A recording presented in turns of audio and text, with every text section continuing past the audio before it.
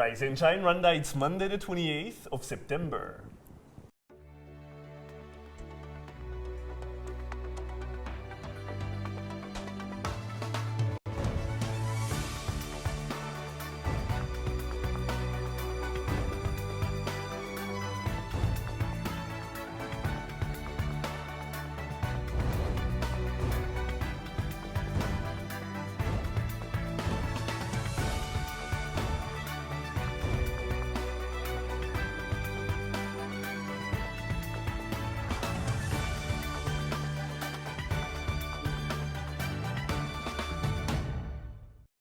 Good morning, it's just after 7 o'clock in the morning and you're watching Rise and Shine Rwanda with me, Regis Isheja. And me, Fidelis Karangwa. And over the next hour, we'll bring you the latest news, business, sports, lifestyle headlines from here in Rwanda and all over the world. And Fifi, I feel like it's going to be a great show. We have a great show in store. We'll be talking about the latest article from our first daughter. We'll be talking about, that Barack and Michelle picture that has everyone talking. Did you see the picture? She looked fabulous in that picture. Didn't she? In Vera Wang? But she always does, so okay. All right. I'd like to talk about the silent disco in the car-free zone. I'm so sad I missed that one. It was a full-on weekend. Let's not even go there. Absolutely. Well, all that and more still to come, but first, Rise and Shine story of the day.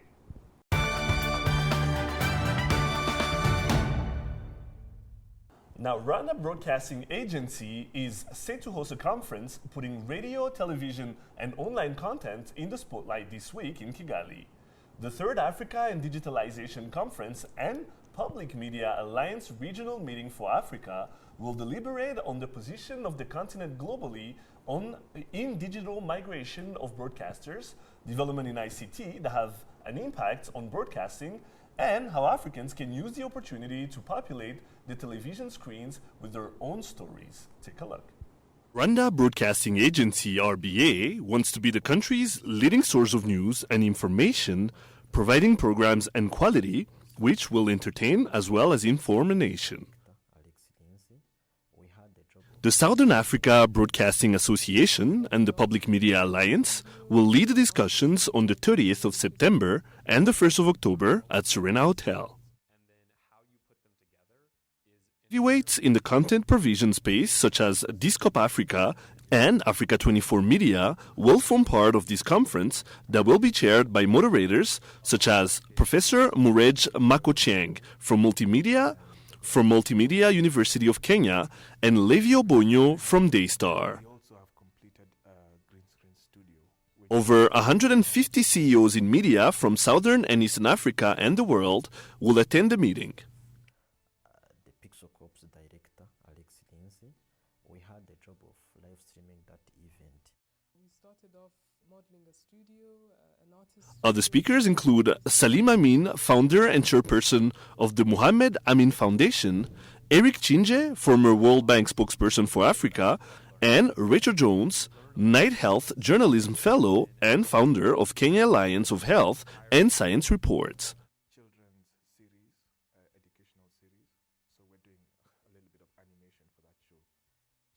The conference called Third Africa and Digitalization Conference and Public Media Alliance Regional Meeting for Africa will deliberate on the position of Africa globally in digital migration of broadcasters, development in ICT that have an impact on broadcasting, and how Africans can use the opportunity to populate the television screens with their own stories. Regis Isheja, Rise and Shine Rwanda. And joining me in studio now is Ellen Dantago, Secretary General of SABA. Welcome to the show. Thank you so much. Your first time and hopefully the first of many. Now tell us about this upcoming conference. I mean, I'm upbeat about what's going to be taking place this week. I feel like we haven't addressed digital media enough on the continent. What do you hope to get from the conference? Number one, we should say it's great. It's such an honor to be with you this morning and just to talk about this conference. Just mainly because of what you just said. We haven't spoken enough about it. I think as broadcasters, we've been going through the motions and we've been going through the changes. But we haven't really taken a step back to say what exactly is it that we need to be able to achieve after we've gone through these changes. And one of the things that is important for us as the Southern Africa Broadcasting Association, and currently because we're in East Africa, so it's a South meets East meeting, is to be able to take that moment to just reflect on how far broadcasters have actually come in terms of digital migration, but to also look at the backdrop of where this has come from, which is basically the area of ICTs and the development of ICTs in our countries. I think it's very important, Regis, to always take note and to recognize that our nations have identified the sector of ICTs as a growth point, and that if you can develop that sector, you'll be able to develop economies, and if you can develop economies, you'll be able to develop your people. So as broadcasters, that has actually been the part that has brought us to digital migration, because we have to get off that spectrum so that they are able to use that band for mobile broadcast development. So it's interesting that we should pay attention to what the nations or what the governments are doing, and in that space champion the conversations about development for our nations as well. Now, I've never been to Windhoek. You're from Namibia. You can tell us a little bit about what the media scene is like over there. I mean, over here we have a public broadcaster, and then we have a lot of private channels. How does it work in Namibia? Well, in Namibia, we also have a private broadcaster, and then we have not many. We've only had one competition in sense of a commercial broadcaster for television. But then we have a lot of commercial radio stations, and then you also have the public service broadcaster for the radio channels. So what we have seen is that in terms of migration and in terms of the growth of the media, it has been the public broadcasters that have taken the lead, and the others have basically followed what public broadcasters have been doing. But right now in Namibia, it's a very exciting time, because you know that Namibia is one of the 5 countries in SADC that has actually migrated, and they form part of only about 3 that have done it very successfully. In fact, Namibia has been used by the Southern Africa Development Community as a case study to be able to look for best practices, what the other countries are able to follow in terms of that process. And what was found as most important areas was, you know, if you have a good communication between you and your government, and when you have stable leadership in terms of either your permanent secretaries or those that are in the ministries of ICT or broadcasting to do this process with you. Plus the areas of public awareness, because you're not really digital unless your people are buying the set-top box and they have migrated. Then only you become digital.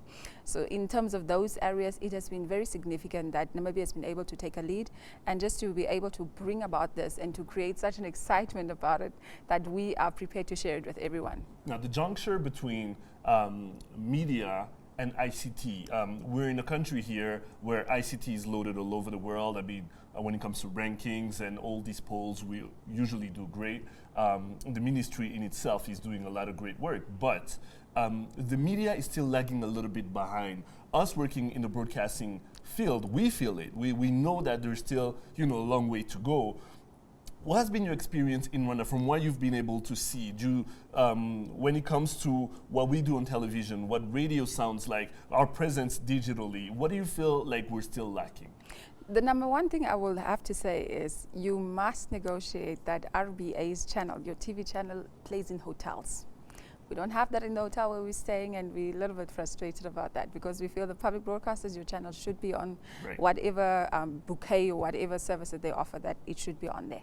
But having said that, the reason why we chose Rwanda to be here is because of your development in ICTs. We have quite a lot to learn from you in terms of that space. And Rwanda is doing very well. I mean, you have so many e-services, you have e-banking, you have e-commerce, you even have your safety and security on ICTs. And that is a great thing. And that's like, the kind of space that you want ICTs to work in. They can't work independently. They have to work for the benefit of the people. And I just had a conversation with the chief of the police in terms of media.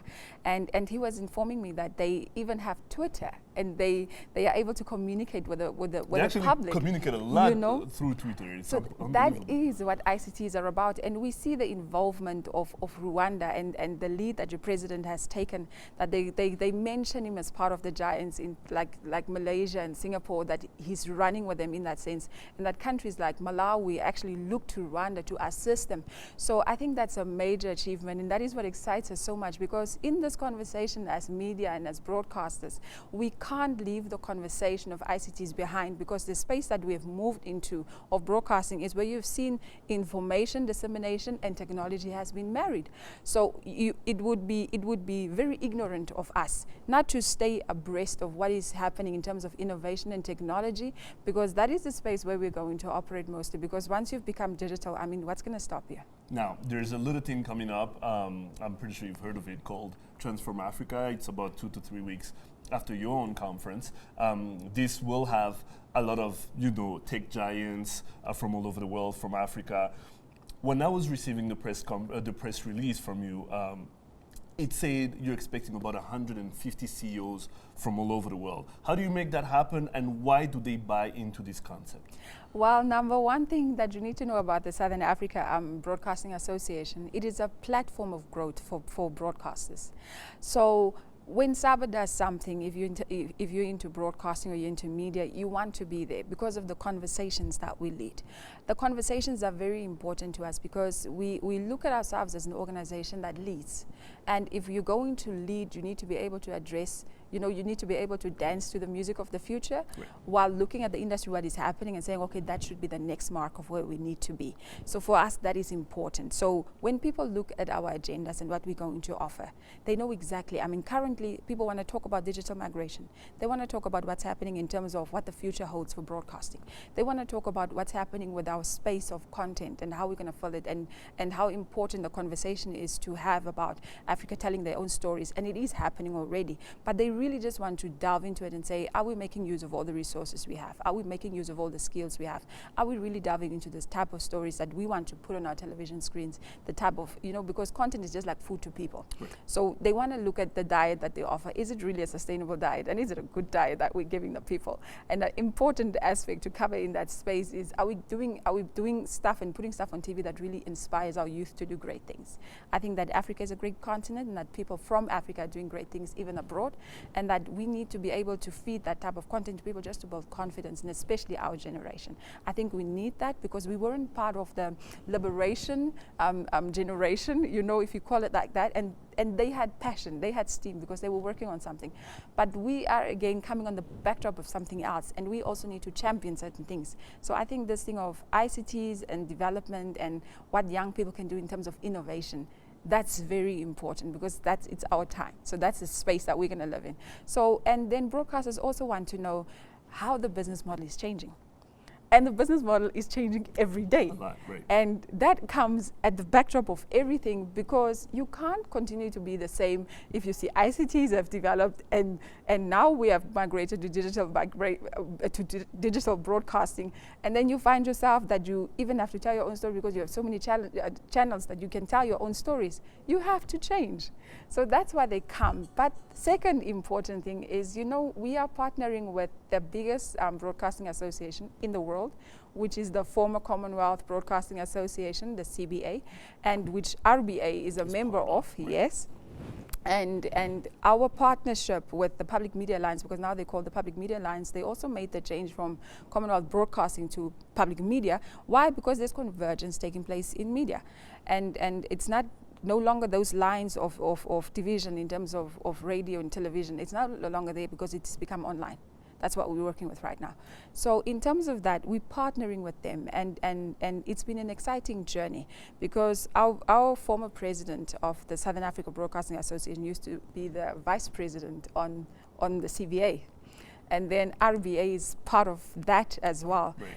And it just creates such a great synergy because it's like friends working together to address necessary topics that need to be handled. So they will be here. I think Sally Ann arrives tonight. Sally Ann arrived yesterday. So she will be here, and between us, we will just try and set up this conversation that is like a family coming together and just looking at what is it that we need to do for the future. Well, for those who want to subscribe and be part of the conference, what should they do? Could you tell them what they should be doing right now, since we have a few days left? Well, currently you should go to your laptops, palm tops, iPads, everything that we have, mobile devices, and then you visit our website at www.sabagm2015.org, and you will be able to get a welcoming note to the conference. You'll be able to look at our program. You'll be able to go to a registration page where you just have to type in a few details. It's not a lot. We just want to know your name, what organization you represent, and then if you're from outside of the country where you're going to stay, just we're able to mobilize everybody to have safety and just that we know where people are. Right. And then number one, that's what you can do. Secondly, you can call RBA and talk to Domina. She's been the key person from the Rwanda Broadcasting Agency, and she will be able to give you information.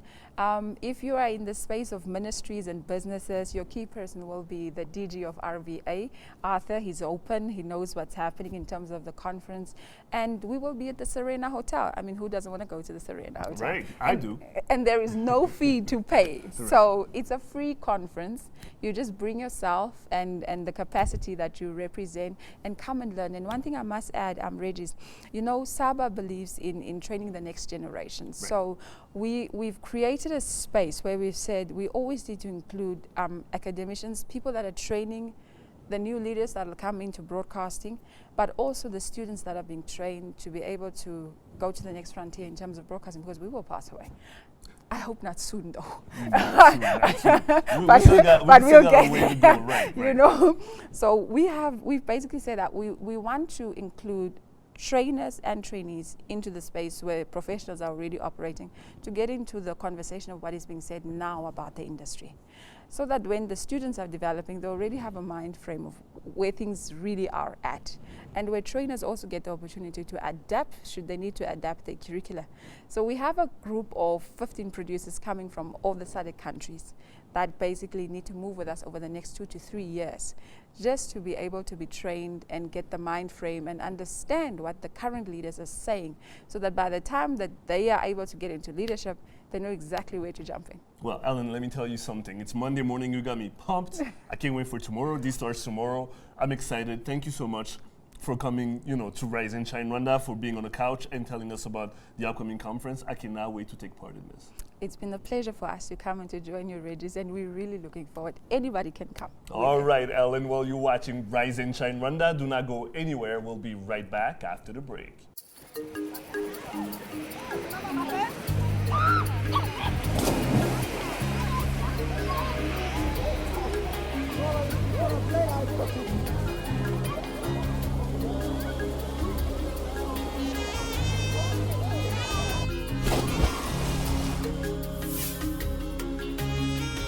It's unbelievable, but what you see is what you pay.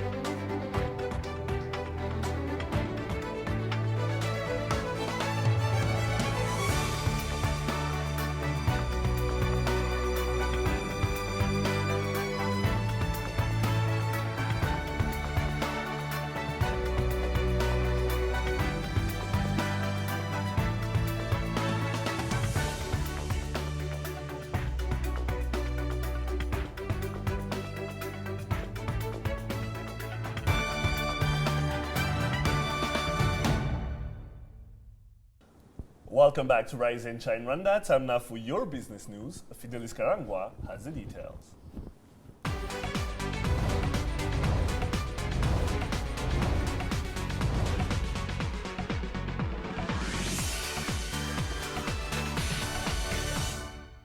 business stories making headlines today. The Rwanda Stock Exchange has joined the UN Sustainable Stock Exchanges Initiative as a partner exchange. According to the statement from the local bureaus, it was admitted to the SSE initiative in New York on Thursday during a gathering that brought together capital markets leaders to discuss the role they can play in supporting the achievement of the Sustainable Development Goals. Officials said planning collectively and sustainably are important to achieving their goals, and that this initiative will help in supporting sustainable global long-term economic growth. A new fund is in lines to support technology startups, according to the information from the Ministry of Youth and ICT.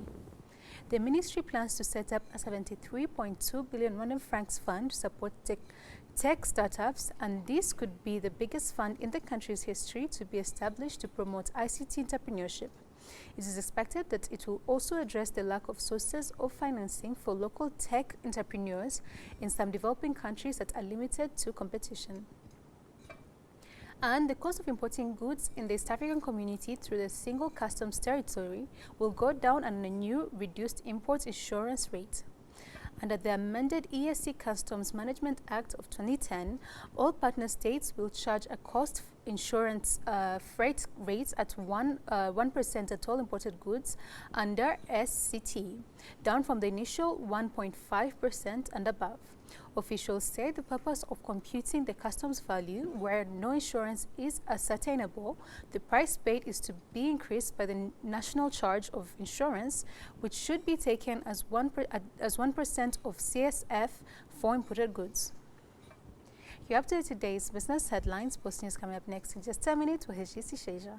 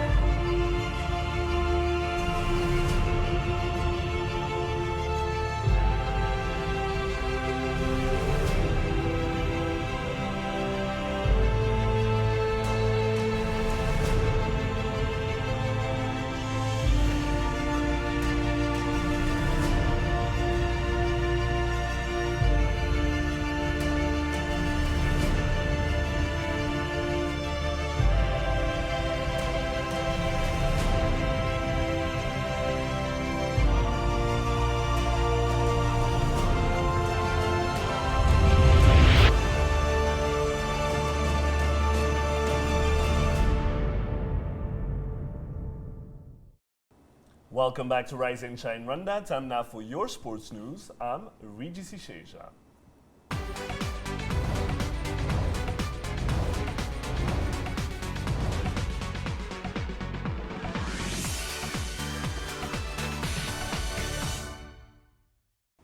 Starting with the National Azam Rwanda Premier League, table leaders Police FC saw their perfect start to the season, halted after a 1-1 draw against reigning champions APR in a highly contested Azam Rwanda Premier League match played yesterday at Kicukiro Stadium.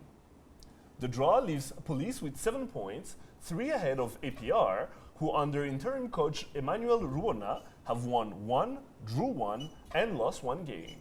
The defending champions are still recovering from the midweek loss to Mukura Victory Sport on match day 2. Jean-Claude Iranzi scored for APR in the 13th minute after going past 3 Police defenders before slotting the ball past Police goalie Emery Mvuyekure. However, Andre Kasambungo's side showed why they are unbeaten since preseason when former APR striker Isaï Songa scored the equalizer in the 74th minute of Rachid Kalissa's well-taken corner kick.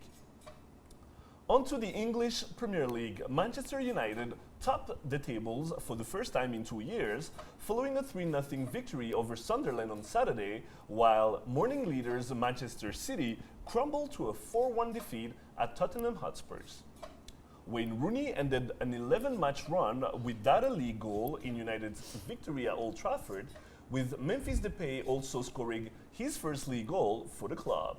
Manchester City's second successive league defeat after winning their first 5 matches meant United moved top for the first time since the opening day of the 2013-2014 season. Arsenal fell behind at previously unbeaten Leicester City, but Chilean striker Alexis Sanchez returned to his best with a hat-trick in a 5-2 victory that lifted them to 4th with 13 points. At the other end of the table, Chelsea were indebted to Brazilian duo Ramirez and Willian, who both scored late on to salvage a 2-2 draw for the champions at second from bottom Newcastle United. That's your sports news for today. Stay tuned, we'll be right back with the news.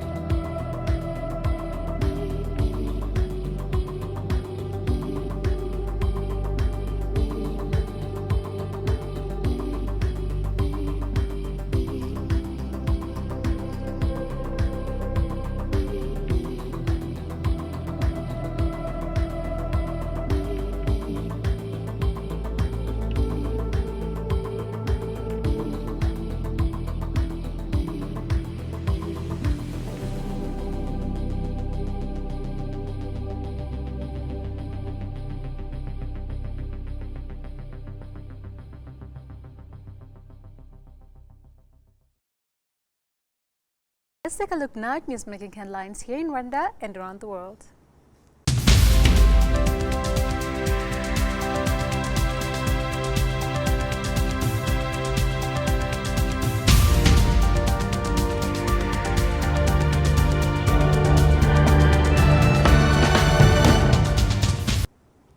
His Excellency President Paul Kagame co-chaired the first session of the Broadband Commission for Sustainable Development Goals meeting over the weekend in New York City.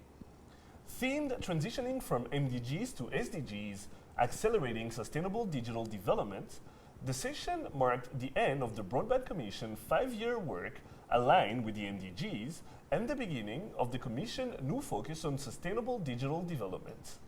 Opening the session, President Kagame emphasized the role of broadband as an essential factor in achieving sustainable development goals. Pointing to the slower pace of broadband growth as published in State of Broadband 2015 report, President Kagame called on further steps towards increasing access. While inviting participants to the upcoming Transform Africa Summit taking place in Kigali in October, President Kagame pointed to the Smart Africa initiative as key in encouraging nations to invest more in infrastructure, innovation, and entrepreneurship. The Gallup Global Law and Order 2015 report released this week named Rwanda among the few countries in the world where people feel safe walking home alone at night. Singapore and Hong Kong share the honor of the countries in which people are most likely to feel free, both achieving 91%. Norway is also outstanding in 86%, followed by Spain and Rwanda and Indonesia, all tied at 85%. The 2015 GAL Law and Order Index measures people's sense of personal security, as well as their experience with law enforcement. The report is based on more than 142,000 interviews with adults in 141 countries in 2014. Venezuelan adults are the least likely to say they feel safe while walking at night, with only 22%. The higher the index score, the higher the proportion of residents in the country who feel safe. And in international news, deadly clashes broke out in Bangui, the capital of the Central African Republic, after a Muslim motorbike taxi driver was killed. About 20 people have been killed, with at least 100 others wounded in the violence. UN peacekeepers took up positions as the fighting spread from the city's only Muslim neighborhood to an area where many Christians reside. CAR has experienced religious and ethnic unrest for more than 2 years now. The UN Office for the Coordination of Humanitarian Affairs that residents were fleeing the clashes, heading to displacement camps in the city. Violence escalated in CAR in March 2013 when mainly Muslim Seleka rebels seized power in the majority Christian country. Christian militias then formed, and during that time about 25% of the population fled their homes. Under regional pressure, the rebel leader resigned as president in January of 2014 and an interim administration took over. France has carried out its first air attacks against Islamic State militants in Syria. The President's office stated that French planes struck targets identified during reconnaissance missions conducted over the past fortnight. France coordinated with regional partners for the operation. French jets were previously carried out airstrikes against IS targets in neighboring Iraq.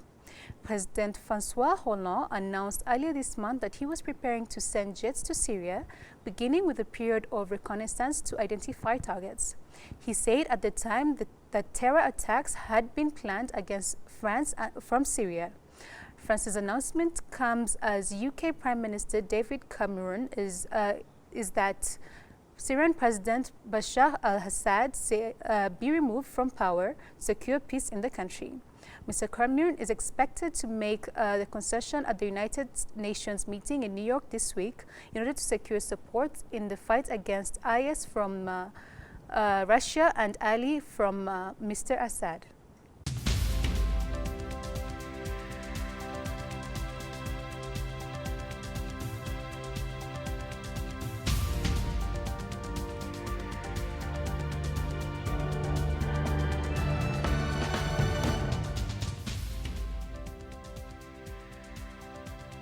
Okay, lots more still to come. We'll be right back with our lifestyle and hot topics. It's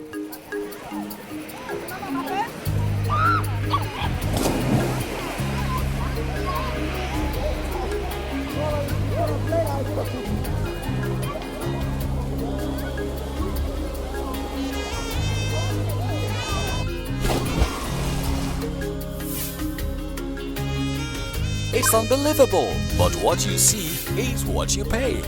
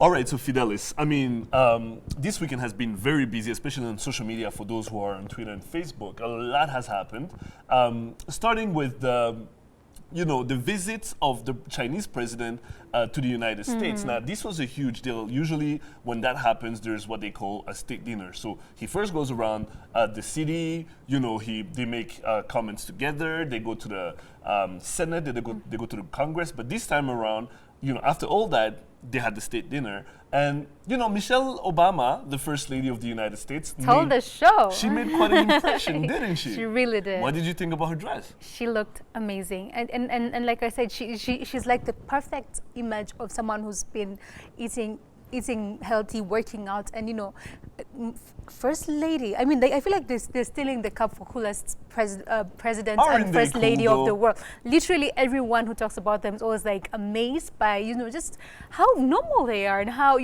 she'll talk about her struggles with wanting to eat a cupcake when she has to eat broccoli or something like that. So I like that about her, and she looked amazing. And she pals around with Beyonce, and she's cool. Goodness. But here's the thing. There's one picture that grabbed everyone's attention. I actually tweeted it. This is a picture taken by one Associated Press photograph. This is on the perron of the White House. And it's Michelle Obama adjusting President Obama's bow tie. I know. Now, number one, how adorable was that? Talking about relationship goals. How adorable was that? And did you see the face he was making? Like, yeah, Like I know. I scored. Right, I got the right This person is right a here. major win. I mean, it's bigger than being in the White For House sure. and all For the sure. all I mean, the it's accolades. moments like that make them look normal. Otherwise we used to them. We think they're supposed to be uptight and always so serious, and Right.